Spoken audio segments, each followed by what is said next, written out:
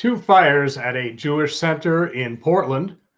We'll talk to Rabbi Motti Wilhelm from the Jewish Center. But first, I'm Ed Weinberg. I'm a broker associate at Keller Williams Heritage in Altamont Springs, Florida. If you're looking for real estate to buy or sell anywhere in the Orlando, Volusia, or Seminole County area, give me a call. Now let's talk to Motti Wilhelm from the Chabad of Southwest Portland.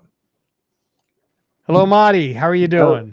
Hello, Ed. It's great to be on the Ed Sells My House show. So, tell me, first of all, why don't you tell us what's a Chabad? What is a Chabad? So a Chabad house is a house of love. Love for the Creator, love for Torah, the teachings of the Creator, and love for the people. And the mission of a Chabad house is to provide and to share that experience, that love for God, for His teachings, and for His people.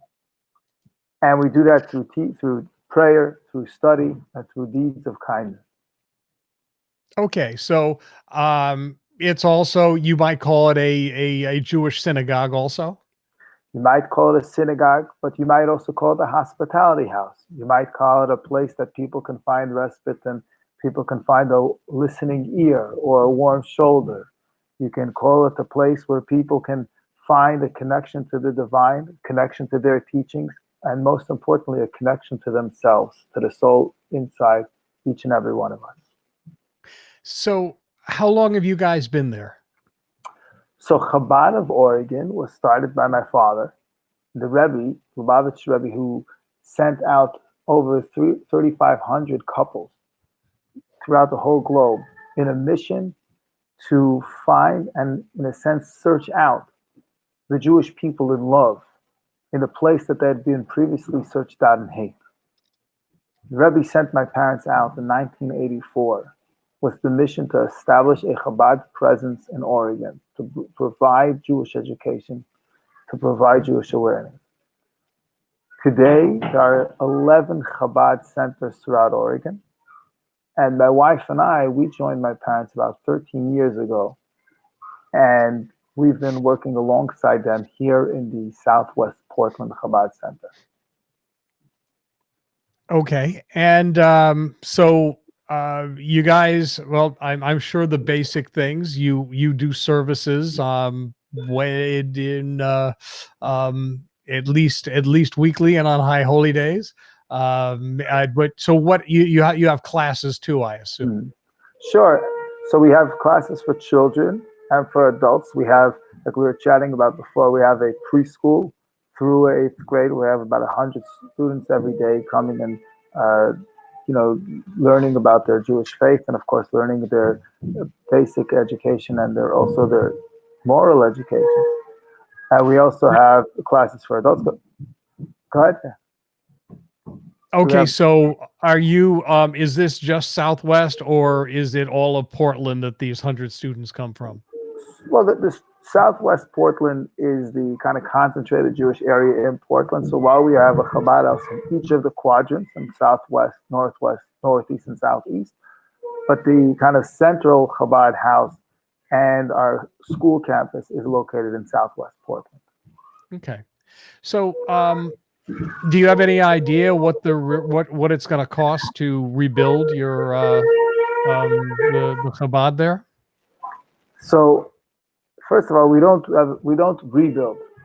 In Judaism, we know this, that the only way that a synagogue is allowed to be destroyed is if something much greater comes in its place. So if it was burned by fire, it was a message to us that we can't rebuild. We have to build, and we have to build something grander and stronger. So we're talking right now, initial estimates, depending on how much of the school is included in the new structure, would be between $3.5 to $6 million. Wow.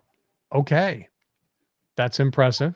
Well, it's ambitious, but it's something that Portland deserves, something that the community deserves. And if there was ever a moment that it had to happen, and there was ever a message that the time is now, this was the message.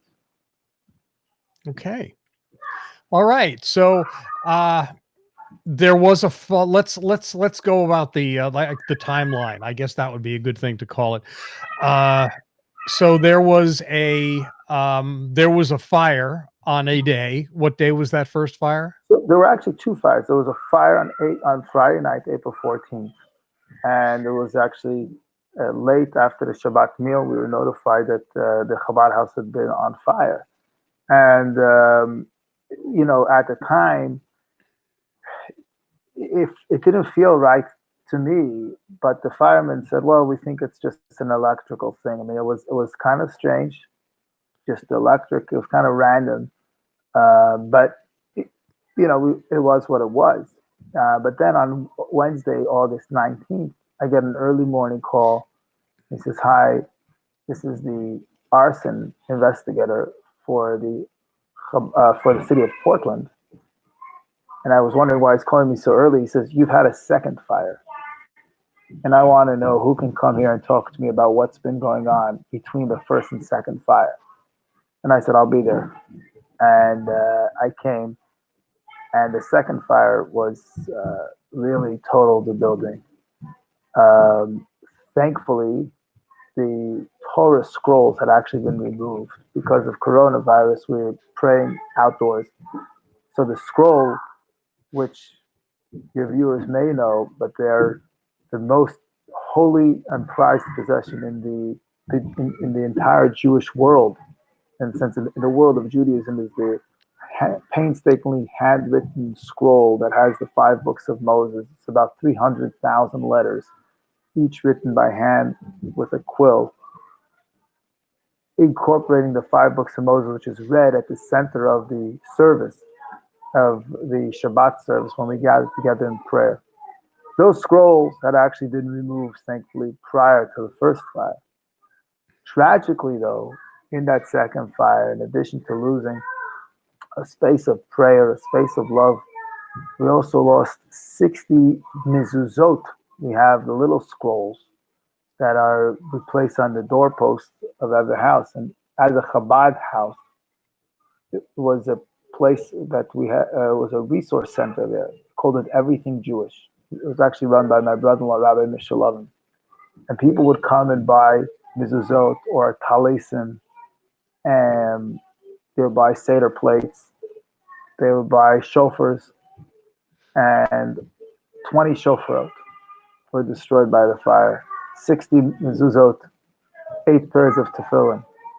So it was a very, very tragic sight. But the good news is that there's good people like yourself who quickly reached out and wanted to help.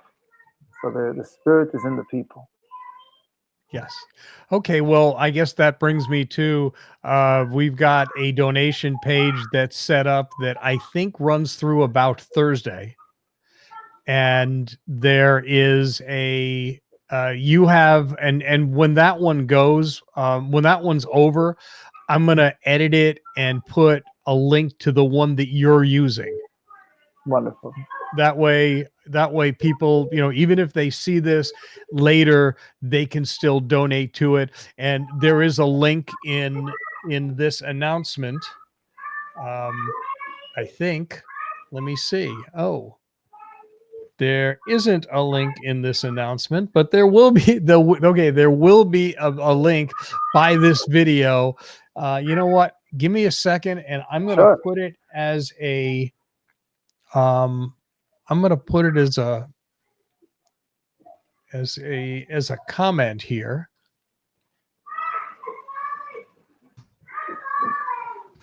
There we go. So if you're watching this and you think that there's anybody else who ought to see it, if you either tag them here or put it in or share it to your timeline or share it to your business page, or maybe if whatever, the rabbi and his congregation. Now, about how many people do you have in your congregation there, Rabbi? We serve regularly about 150 families, and then throughout the year we probably see about 300 or 400. Okay, and throughout Portland? Throughout Portland's actually a rather a large city. there's about 40,000 Jews in Portland, and so through the 4 Chabad houses, like we said, we try to touch as many as we can through our holiday events and our educational awareness events. Okay. All right. Well, I guess that does it for today. And thank you, Rabbi, for joining us. Thank you, viewers, Thank you for hosting joining me. us. And stick around after I stop, and we'll talk. Wonderful. Thank you, and thank you to all those who came forward, donated. We don't even know who you are, but you're here for us. So that feels really, really special and meaningful. Thank you. Okay.